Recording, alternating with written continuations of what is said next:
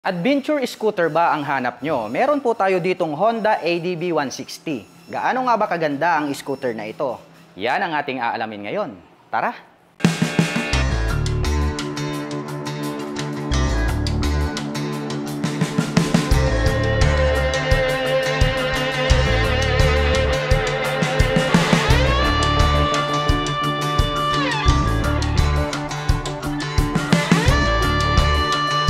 Napakamaskulado talaga at napakaganda ng pagkakadisenyo nitong kanilang Honda ADB 160. At talagang habang aking tinititigan ngayon dito sa aking harapan ay talagang naa-attract ako. Dahil dito pa lang sa kanyang daytime running light, ayan napakaganda parang sword yung kanyang pagkakadisenyo. At pag tinitigan naman natin itong kanyang headlight, ayan parang nanlilisik na mata ng pating kasi nga very sharp yung edges. And then may makikita naman po tayo rito sa bandang itaas, nakalagay is ADB, so naka-intact po yan.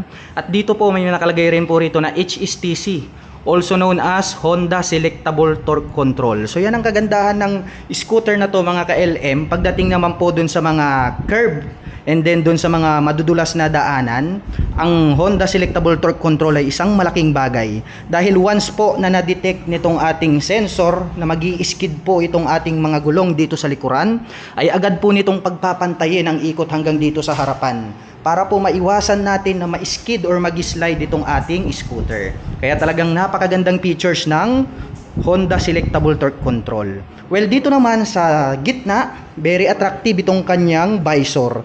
At ang kagandahan nito mga KLM, adjustable yan. Ayan So pwede natin yang ibaba or itaas, depende po sa ating riding preparation. At dito naman po sa itaas, dito naman po yung position ng kanyang turn signals. Well, naka-pop up po yan. And then, LED lights na rin po yung kanyang ginagamit.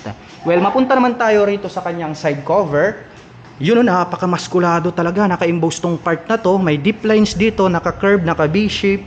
The same time, makikita natin dito is nagkaroon po siya ng Honda na 3D emblem. Ayan chrome color naman po siya. Nagkaroon po siya rito ng dual tone color combination, matte red and then matte black. Well, mapunta naman tayo dito sa kanyang front fender. Simple lang yung pagkaka-design, napaka-thick and then metallic black yung kanyang color, kaya napakaganda rin. At may makikita po tayo rito na ABS. So ang kagandahan naman nitong ating adventure scooter, pagdating naman po sa braking system, pagdating po sa mga sudden stop, kapag atin pong pinihit itong ating front brake, ay hindi po maglalak itong ating mga preno dito po sa harapan. So ang kagandahan po niyan, hindi po magi-skid itong ating gulong at hindi po magwawabol itong ating manobela. So ganung paraan ay mapre-prevent po natin na mag-skid or mag-slide or madisgrasya itong ating scooter. Kaya napakaganda ng features na yan, yung ABS. Well, pagdating naman po rito sa kanyang stock na front suspension, ito po ay equipped with traditional telescopic fork. So silver naman po yung kanilang ginamit. Pagdating naman po rito sa kanyang single rotor disc brake, napakaganda rin kasi flower design. Along with 2-pot caliper na Nissin brand. Ayan more reliable yan mga KLM.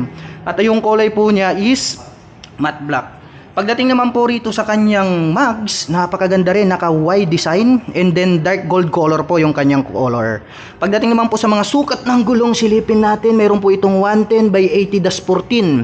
At ang kanya naman pong stock tires, ito po yung tinatawag nila na semi-dual purpose pattern tires. So ang kagandahan yan, pwede po nating gamitin itong scooter na to pang on and off-road condition. Well, mapunta naman po tayo dito sa kanyang fully digital meter panel. Ayan square type, ang ganda rin ng kanyang display. And then dito po sa ibaba may makikita po tayo rito ng mga light indicator. Nagkaroon din po siya rito ng cover para just in case man po na tirik ang araw ay makikita pa rin natin, very visible. At sa gitna may makikita po tayo rito ng mga button selector. At pagdating naman po rito sa kanyang handlebar, very flawless ang dating, napaka-sexy. Kasi nga ito po ay naka-tapered handlebar. And then yung color po niya is the same lang din ng color dito po sa kanyang mga mugs. So dark gold color po yung kanyang kulay. Pagdating naman po sa mga button, makikita natin dito itong kanyang high beam and low beam, ang kanyang horn at ang kanyang turn signal selector. Nandirito naman po itong kanyang rear brake. At sa kabila naman po, mayroon po itong auto stop start system or yung tinatawag nila na idling stop system.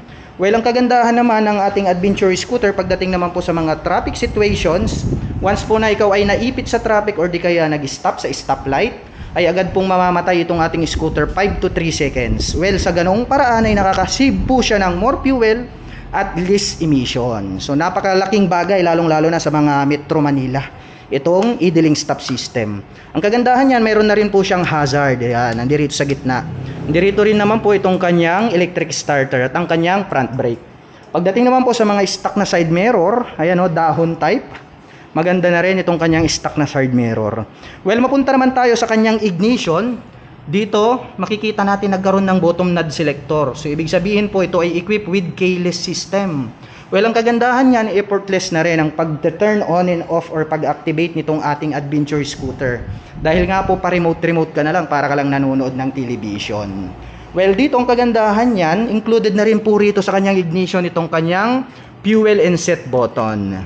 Well, pagdating naman po sa kanyang fuel, makikita natin na nandirito yung kanyang fuel tiff, which is nandirito sa gitna, located itong kanyang fuel tank. Well, ang advantage naman yan, once po na nasa long rides ka or di kaya pag magpapagas ka, hindi mo na po kailangang bumaba rito sa iyong motorsiklo.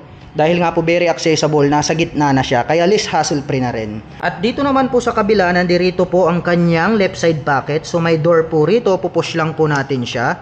Yan, nagbukas, sukatin natin, malalim din mga KLM. Saktong-sakto rito yung mga 6 inches na mobile phones. At the same time, pwede rin tayong maglagay ng gloves. At meron po tayong makikita rito na USB charging port. Ang advantage naman po ng scooter na ito ay pwede po tayong mag-recharge ng ating mga mobile phones kapag nalobat, anytime, anywhere. Mapunta naman tayo dito sa kanyang footrest. Yun oh, napakaganda rin ang pagkaka-design mga KLM oh. Ang kagandahan niya, nagkaroon po siya ng footrest extension. Well, subukan nating sakyan kung maluwag nga ba ito. Yun, saktong-sakto naman yung ating foot. Yun oh, relax na relax. At ang kagandahan naman yan, pagdating po sa mga long rides, pwede po tayong mag-cruising style. Yun, so malaking bagay ito. Nakakalis ng patig pagdating po sa mga long rides driving situation. Well, baba muna tayo. Tignan naman natin itong kanyang side cover. Yun, napakamaskulado talaga kahit saan natin pagmasdan. Ang daming mga naka-emboss na part dito. At the same time, may mga curved edges, may mga sharp edges. At the same time, yung mga deep lines. So nagkaroon po siya rito ng 3-tone color combination. Meron tayo ritong metallic gray, matte red, and then metallic silver. Well, very attractive tong color na to. At dito naman po sa kanyang side cover, may nakalagay po rito na ADB 160. So gold color po to, 3D emblem, very attractive sa ating mga paningin. At dito naman po sa gitna, nandirito naman itong kanyang pillion step para naman sa ating back rider. So ang ganda rin ng kanilang nilagay rito kasi nga po ito po ay aluminum, silver color, not fadable yung color. At ang ganda rin ng pagkakaroon niya ng slot dito pag binalik natin. Ayan, so talagang in preparation yung kanyang pillion step. At pagdating naman po rito sa kanyang side stand, ang kagandahan po nito ay equipped na rin po siya ng side stand engine cut-off switch. So once po na naka-engage yung kanyang side stand ay hindi na po mag-turn on itong ating adventure scooter. So sa ganong paraan ay maiiwasan po nating madisgrasya dulot po ng side stand. Well, balik na natin to. At nandito naman po itong kanyang center stand. Pagdating naman po sa pagkaka-design nitong kanyang engine, you know, very futuristic, no? Nagkaroon ng 3-tone color combination. So mayroon po tayong Honda rito na makikita naka-intact. So matte black color along with silver color. So napakaganda niyang kanyang engine cover. At nung pagkaka-design naman itong kanyang air filter, yun, no, naka-imbus tong part na to, nagkaroon ng parang hasang dito at nagkaroon ng windlet. At may makikita po tayo rito na ASP Plus or yung Enhanced Smart Power Plus. So ang kagandahan po niyan ay nakakapag-provide po ang kanyang engine ng more power, less fuel at the same time, lesser emission. So talagang napakaganda ng pagkaka-design nitong kanilang engine. Well, mapunta naman tayo rito sa kanyang mga suspension. Ito po ay equipped with dual sub-tank shock absorber. Well, naka-sub-tank to mga KLM, hindi biro to. Bigatin po yung kanilang inilagay rito. So integrated na to. Stock out from Plaza, naka-built-in na po siya. Ang ganda rin nung kulay. Nagkaroon po siya rito ng gold color, silver, and then yung coil spring po is matte black. Well, nakakapagbigay po yan ng napakagandang bouncing performance in any road condition. Pagdating naman po rito sa kanyang likurang gulong, makikita natin na talagang napakakapal. At mayroon po itong sukat na 130/70-13. Well, talagang napakakapal. At kapag makapal po ang inyong gulong sa harap at likod ay nakakapag-provide po ito ng more stability in any riding condition. Well, mapunta naman po tayo dito sa kanyang integrated na grab bar. So metallic black yung color, very sturdy. At the same time, elegant yung looks. At dito naman po sa kanyang taillight, dito sa upper part, may nakalagay po rito na Honda in white color. At silipin naman natin itong kanyang taillight, yun oh, napakaganda. Maskulado yung pagkaka-design. And then nagkaroon po siya rito ng X design, kitang-kita dito sa ating camera. Itong naka-emboss na part na to, pag ating sinilip, ayan, mayroon na po siyang plate light. May added visibility sa gabi, which is added reflector light nandirito sa gitna. And then yung pagkaka-design po ng kanyang turn signals, the same lang din dun sa harap, no, naka-emboss. So ingatan na lang po natin na ito po ay maisagi dun sa mga matitigas na bagay. Dahil pwede po siyang mabali. Well, other than that, ang kagandahan niyan is naka-LED type na po siya. Well, mapunta naman tayo dito sa kanyang braking system. Dito sa likod, ito po ay equipped with single rotor disc brake na flower design. And then along with Nissin Pat caliper na matte black. At mapunta naman po tayo dito sa kanyang stock pipe. Yon, napakaganda mga ka-LM, oh. Parang machine gun. Nagkaroon po siya rito ng handle. And then matte black po itong kanyang cover. And then itong kanyang tip is nananatiling matte black. Pero yung kanyang heat protection guard dito is aluminum chrome color, kaya talagang very attractive yung kanyang pagkaka-design. At nandirito naman po itong kanyang liquid cooling system cover. Well, ang kagandahan po nitong ating adventure scooter ay swak na swak. Talagang nakadesign po siya pang long rides driving. Dahil nga po naka-liquid cooling system, pwede po natin siyang ibabad maghapon magdamag sa mga biyahe. Well, pagdating naman po rito sa kanyang stock na upuan, ang ganda rin nitong kanyang upuan. Ayan, oh, very comfortable. The same time, nagkaroon po tayo dito ng single color. So matte black naman po yan. Yung pagkakatahi, ayan, no, masisabi natin na talagang very durable. Well, bubuksan naman natin to para makita natin kung gaano nga ba kaluwag yung kanyang underseat compartment. Yun, ang luwag. So masasabi ko pagdating sa kanyang underseat compartment, highly recommended itong kanilang ADB kasi nga adventure scooter. Para dun sa mga kababayan natin na mahilig mag-adventure, napakadami yung mga gamit or important belongings na pwedeng ilagay rito sa kanyang underseat compartment. At ang atin pong Honda ADB 160 ay mayroon pong 780mm na seat height. Ngayon naman ay susubukan nating sakyan para malaman natin kung gaano nga ba ito kataas. Anyway, my height is just around 5'6". So makikita naman dyan sa ating camera, halos maglapat naman yung aking foot below the ground. Kaya masasabi ko na talagang very comfortable ito para sa mga tulad ko na 5'6" in height. At para naman po sa mga kababayan natin na hindi naman masyadong katangkaran, nothing to worry about. Dahil pwede po kayong mag-adjust ng inyong front or rear suspension. At pagdating naman po sa kanyang engine specifications, ang atin pong Honda ADB ay mayroon pong 157 cubic centimeter engine displacement. Naka single cylinder, single overhead cam, 4-stroke with 4 valve.